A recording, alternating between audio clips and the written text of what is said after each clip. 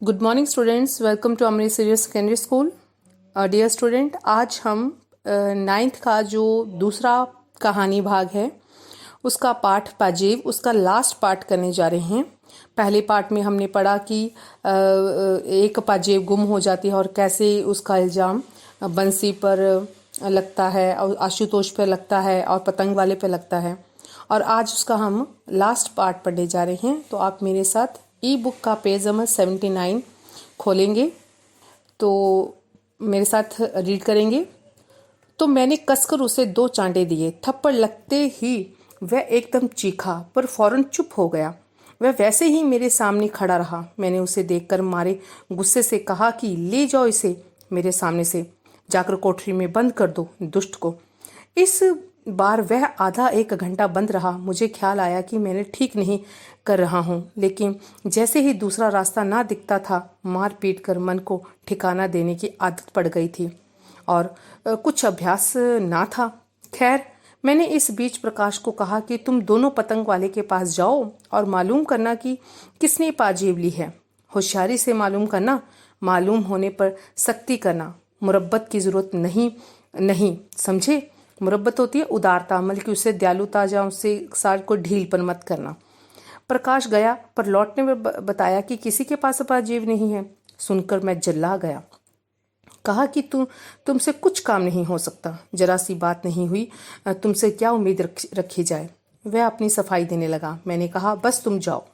प्रकाश मेरा बहुत लिहाज मानता था। वह मुंह डालकर चला गया। कोठरी खुलवाने पर आशुतोष को फर्श पर सोता पाया। उसके चेहरे पर अब भी आंसू नहीं थे। सच पूछो तो मुझे उस समय बालक पर करुणा हुई, लेकिन आदमी में एक ही साथ जाने क्या क्या विरोधी भाव उठते हैं। मैंने उसे जगाया। वह हड़बड़ाकर उठा। मैंने कहा कहो क्या हाल है।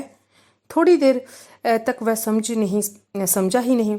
फिर शायद पिछला सिलसिला याद आया।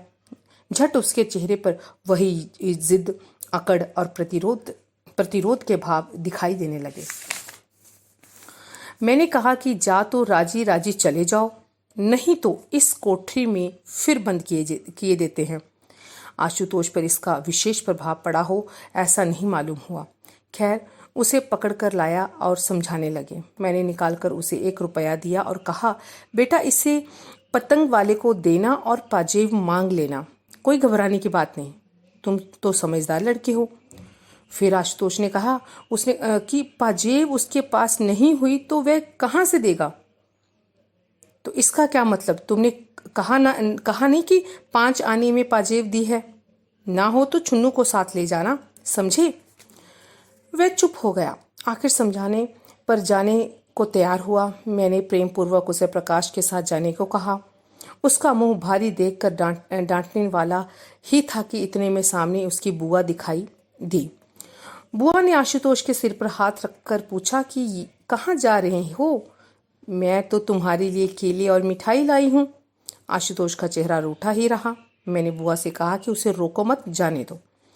आशुतोष रुकने को उद्यत था, बल्कि आशुतोष रुकना चाहता था। वह चलने में आनाकानी दिखाने लगा। बुआ ने पूछा क्या बात है। मैंने कहा कोई बात नहीं, जाने दो उनसे। पर आशुतोष मचलने पर आ गया था। मैंने डांट कर कहा प्रकाश इसे ले जाओ। नहीं जाते हो। बुआ ने कहा कि बात क्या है, क्या बात है।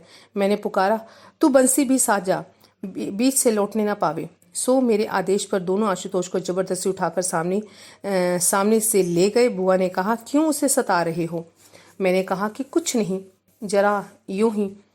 फिर मैंने उनके साथ इधर उधर की बातें ले बैठा। राजनीति राष्ट्र की ही नहीं होती, मोहल्ले में भी राजनीति होती है। यह भार स्त्रियों पर टिकता है। कहाँ क्या हुआ, क्या होना चाहिए इत्यादि चर्चा स्त्रियों को लेकर रंग फैलाती है। इसी प्रकार की कुछ बातें हुई। फिर छोटा सा बक्सा सरकाकर बोली इनमें वह कागज हैं जो तुमने मंगवाए थे। और यहाँ यह कहकर उन्होंने अपनी बास्केट की जेब में हाथ डालकर पाजेब निकालकर सामने की। और जैसे सामने बिच्छू हो, मैं भयभीत भाव से कह उठा कि ये क्या।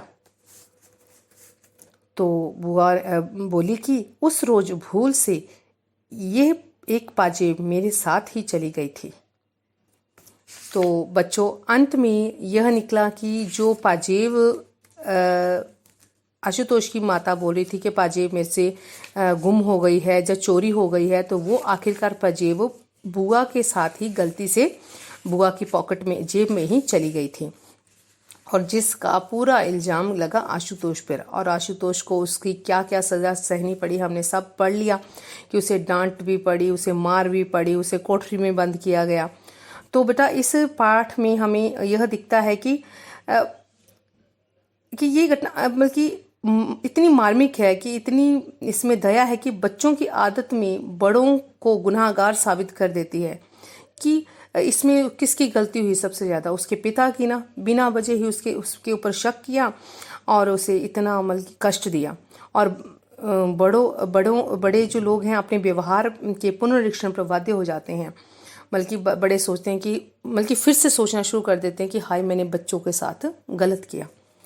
तो बच्चों, इसी जो आज हमने जितना पढ़ा है उससे रिलेटेड मैंने कुछ प्रश्न बनाए हैं।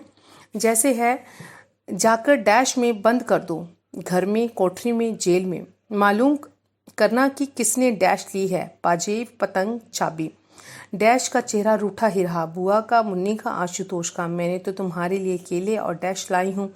पाजेब, मिठाई या पतंग? गुम हुई पाजेब कहाँ से मिली? बुआ से, बंसी से, पतंग वाले से। तो बच्चे, ये आपने करने हैं और इन्हें सुंदर हैंड राइटिंग से अपनी कॉपी पे लिखना है और याद करना है। धन्यवाद।